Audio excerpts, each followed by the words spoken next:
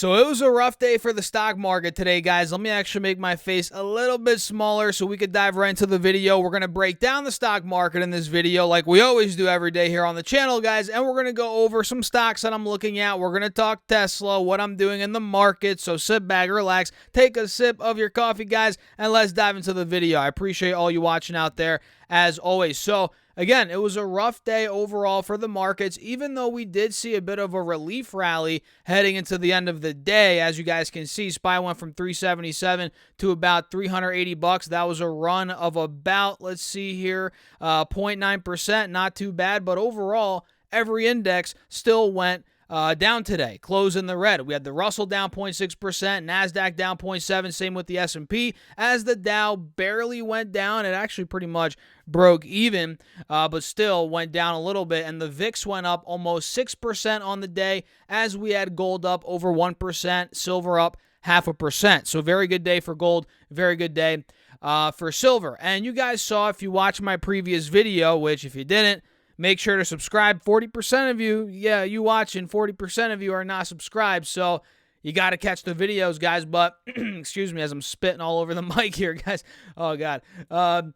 Last video, we talked about the head and shoulders on SPY. Is that still intact? Well, look for yourselves, guys. Yes, it is still intact, even though we did see a bit of a relief rally. And the fact that we saw a relief rally does go to show how strong of a support 375, 377 is. You guys can see we actually hit 377 earlier today. That's where we rallied, and we closed over 380 bucks. You guys can see how strong of a support 375 is, which, like I said earlier, I'll say it again, makes that point so important for the bulls. You know, that level is so important considering it's held the past couple of days, past really, multiple trading days. It's been what, 1, 2, 3, 4, 5, 6, 7, 8, 9 trading days that 375 is held. So the second that breaks, we're going to see a lot more downside, like I've been saying on SPY. And if I pull up triple Q, let's take a look here. This same thing. We have a head and shoulders. We're under the moving averages. Sure, we did see a bit of a relief rally heading into the close. We went from 262 to about 264. That was 0.9%. Sure, great relief rally, but still, it is in a downtrend on the 5-day, on the 10-day, 20-day, you name it, guys. And if this falls under 255, we're going to be going down to the pre-COVID all-time highs, which, like I said in my last video, we're still above the pre-COVID all-time highs, which, we're right around 238, 240. So even though the NASDAQ has come down 35%, it is still above the all-time highs from pre-COVID, which goes to show how extremely, exuberant the bubble got. It was unbelievable. There was irrational exuberance. That's the term there. It was insane. It got all the way to 408. Now we're down 35%. We're still above where we were just 2-3 years ago. Insane. So, rough day for the markets overall today. And to be honest, guys, bring it on. I kind of want more downside here.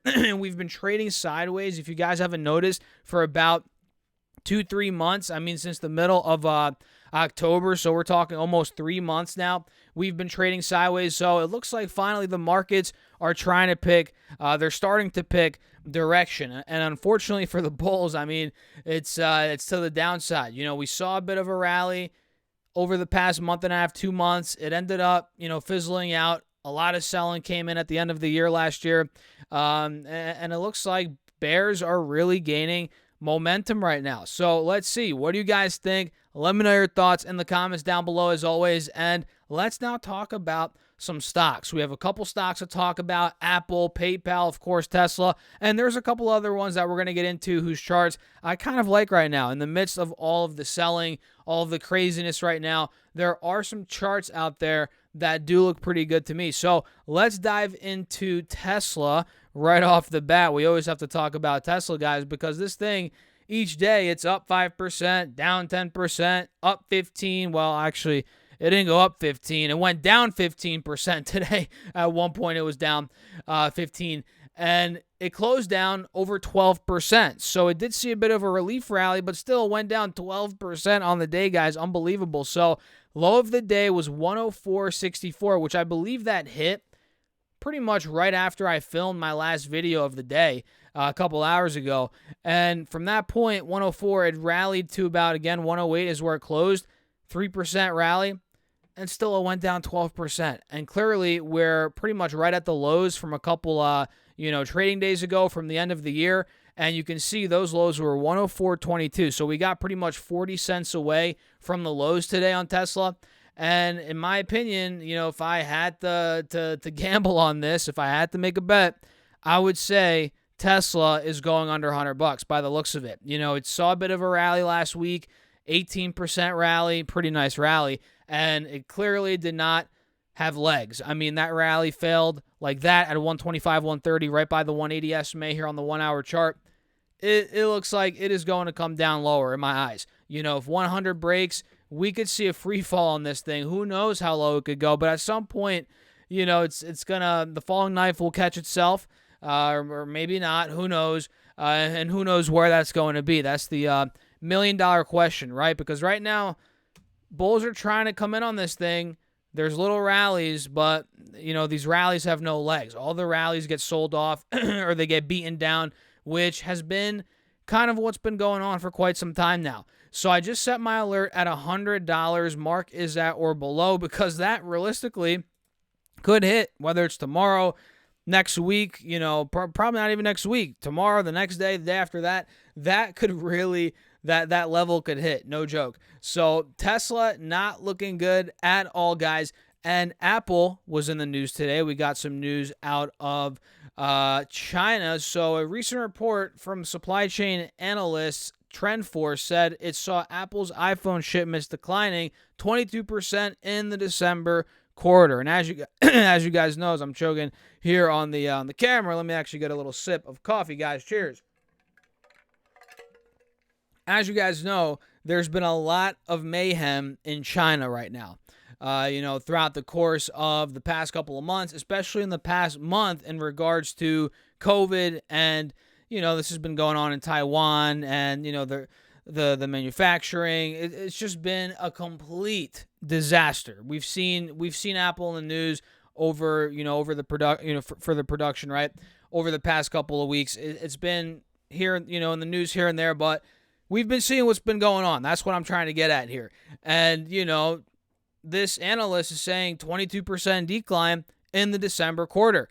And Apple has told suppliers to make fewer components, this is what came out today, for products including AirPods, Apple Watch, and MacBook laptops. And that's according to Nikkei. And I was reading an article that was saying pretty much all of their products, Apple has told suppliers to make fewer components of. So, yeah, what does that mean? That means sales coming down. Profits are also going to be coming down. I mean, margins, we'll see how margins look, but, revenue is going to be coming down because of this. They're going to be getting hit, and the stock is trying to price that in at this point, and clearly that was not priced in, because today on that news, it went down almost 4%. I believe Apple is now under $2 trillion market cap. I have to double check, but I believe today it did go under $2 trillion, and now all the companies that were over $2 trillion, they're not over $2 trillion anymore. Now Apple is the last one to fall under. So, yeah, it went down 4% on the day, and we took the lows out from a couple months ago. Those were in the middle of June, right around 128, 130. Those lows, we clearly took them out today. Big down move for Apple. I mean, I'm not going to say it's rare that Apple goes down, 4%. I mean, 4% is not that crazy. But, to see Apple come down even 4%, even though it's not that crazy, that's a lot of market cap being shed. And if we see Apple come down 5-10% in a day, we could see that maybe at some point. That'd be even crazier. But right now, yeah, one thing worth mentioning is, again, we're taking the lows out from a couple months ago. That's not good. And if we pull up the 3-year chart, we can see, now we're approaching the 180 SMA here, which is a pretty big level of support. I suspect this could break at some point in 2023, guys, to be honest, right around $120. That's a big level of support. And I've been on record saying, no joke, you guys know if you watch the channel, I trimmed Apple back in the 170s I'm not gonna not gonna say I'm a market wizard, but I did almost time the top on that, which was pretty crazy. That doesn't happen all the time, guys. Don't listen to anybody that's like, oh yeah, I time the top every time. I time the bottom. I buy the bottom every time. That's just a bunch of BS. But in this case, I trimmed Apple there, and I told you guys I'm looking to buy more if it gets under $100 or just near $100, 105, 100. Especially under $100 because the way I look at Apple stock is I always want it in my portfolio, but I'm always trimming if it gets a little bit overvalued, a little bit frothy. I'm adding if I think it's a little bit undervalued or near fair value, and that's just how I do it. That might not be the best approach for everybody. If you want to be completely passive, just buy the stocks, dollar cost average, and then forget about it, or just buy an index fund for that matter. But if you want to be a little bit more active and have, if you just like the stock market, you want to be more active, you want to, manage your portfolio, it could be something that you could consider. If you, want to trim certain stocks at certain, levels, if you think they're overvalued, add at certain levels, it's all up to you. But for me, that's what I did. And I'm looking to buy more pretty soon here. I have a feeling in 2023, as now we're getting into the year and we started off the year with a red day, I think we're going to see more red. And I think Apple is going to be coming down towards that 100 level, and I'll be adding. And the crazy thing is, if we look back a couple years on Apple, the max chart here shows, if I zoom in a little bit, all-time high from pre-COVID was $81. $81, guys. We're actually well above that. So I'd be looking to buy some Apple between 80 to 100, and of course, if it gets under 80 at some point, which, that's a little bit stretched to say that could happen now, considering we're at 125. It could happen, never say never. I would not be surprised if it did happen, considering all the crazy crap that's happened, but, it's another $45. That's a big deal, but if it does get there, you bet you know what, I'm going to be buying Apple. So, yeah, we got some news from them today, sent the stock down. We also got some news from PayPal. It's not really news like, oh, something crazy happened with the company, but Truist Securities, they ended up upgrading PayPal from a hold to a buy, and they shifted their price target from $75 to $95. And you guys know how this stuff goes. If you guys have been watching the stock market for, a couple months even, or, for sure a couple years, you know how this goes. You get an alert, or not even an alert, but you get an analyst or a firm upgrading a stock, raising the price target, and it usually causes a short-term move. And that's all it is. A lot of the time, especially in a bear market now, what I've realized is, sure, it could cause a little short-term move, but, the moves fizzle out. That's what you have to realize. So don't get too excited because, oh yeah, Truist Securities, they just upgraded PayPal. Oh my God, it's going to go to the moon now, $100, right? Don't get too excited because, like we've seen in the bear market the past year, these rallies, they fizzle out quick. And not to mention, PayPal was already moving up before this news came out. It hit $65 last week, and it actually rallied 8% heading into today. And today it went up another 5%, and it's pretty overbought on the 4-hour chart, and we're right by the 180 SMA here. If I had to guess, we're going to get some selling pressure here in the mid-70s. Now, I could be wrong. Maybe we do plow through that and get above $80, which that'd be great for the bulls. But I don't see that happening right now, to be honest. And again, this is good news, I guess, in the very short term. It caused a nice little rally, but is it enough? Is it a catalyst that could sustain the rally for weeks? No, there's no way, in my opinion. But yeah, keep your eyes on PayPal, ticker symbol PYPL. Now let's talk about Newmont, which went up another 5% today. This is one that we called out, I believe, on Sunday. A couple days ago, I believe. Either way, whatever day it was, we called it out recently, guys. And we talked about the wedge here, the move above the moving averages slowly. And today it actually completely broke out. We took the highs out from the end of the year last year, being about 49.50. Now we're actually testing the highs from the beginning of December, being about $50, which we closed just under $50 a share. So that's where my alert's at. If Newmont NEM could break out of there, we have a wide open gap to the mid-50s, high 50s, maybe this thing goes even higher. So I really like the way this is setting up, and it's just so beaten down. I mean, if you guys look at Newmont Corporation, this stock was at 86 bucks earlier this year. I mean, come on. And it went down all the way to 38. That is insane. 55% of a drop there. I do believe this one could be on the up and coming, or not up and coming, on the up and up maybe. That's a better way to put it, right, guys? I'm not telling you what to buy, not telling you what to do, but this looks like it is starting to turn bullish. It has been for a couple weeks, but now it's really starting to break out. So Newmont, you got to watch it. And we also had some movement in the Chinese stocks. We had Tencent today go up over 5%, which I've been talking about right around here, $43, which that was the high from the end of August, also from the end of July. We ended up breaking out of that point. We gapped up. And at this point, we're pretty much playing in this window between $45 roughly to about 50 bucks. I could see Tencent make a move towards 50 bucks a share by the looks of it, at least in my opinion. We also had Las Vegas Sands today, which has exposure to China. I believe I saw an article. I don't even know what to believe anymore out of China, guys. Who the heck knows? But I saw an article that was saying there's some what's the word here? There's hope now that the COVID cases have peaked in the major cities in China. I mean, I don't know. I don't even know. Again, who knows? But that's what I was reading in the article. That spurred a little bit of a relief rally. Let's see if it's sustainable. I don't know. LVS ended up breaking out above the wedge, not the wedge, but this downwards channel. That's a pretty good sign, 2.6%. Green day for them. Let's see if this could start moving. 50 bucks, maybe even higher than that.